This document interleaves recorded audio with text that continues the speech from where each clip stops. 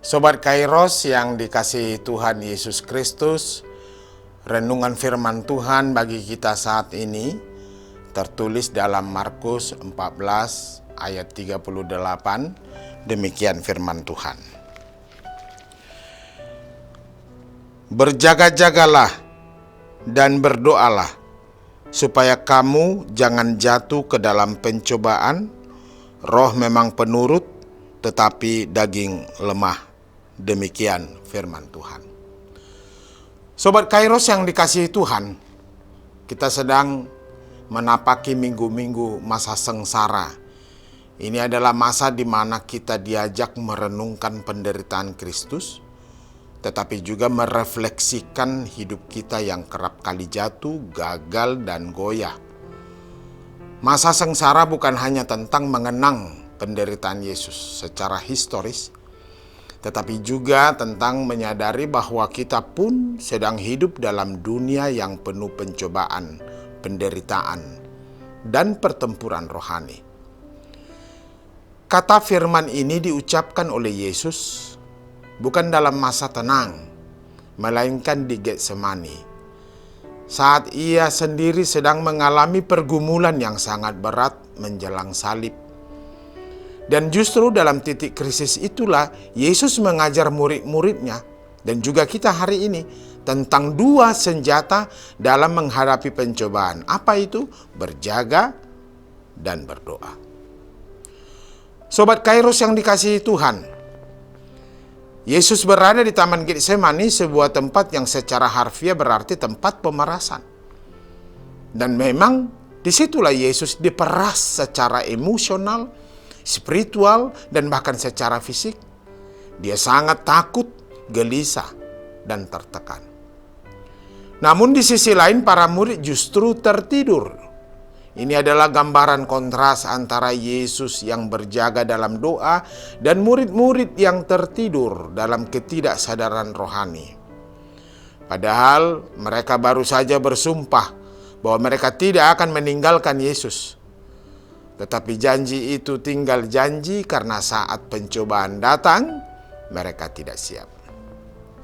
Bukankah ini juga sering menjadi realita hidup kita?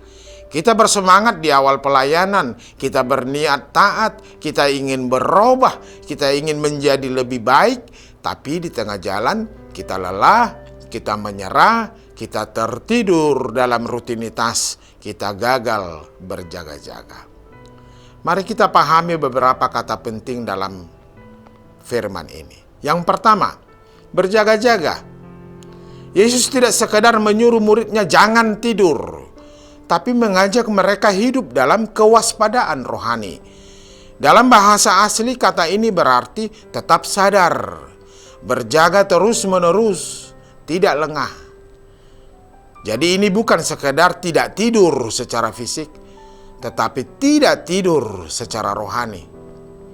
Berjaga berarti menyadari bahwa kita hidup dalam zona peperangan rohani.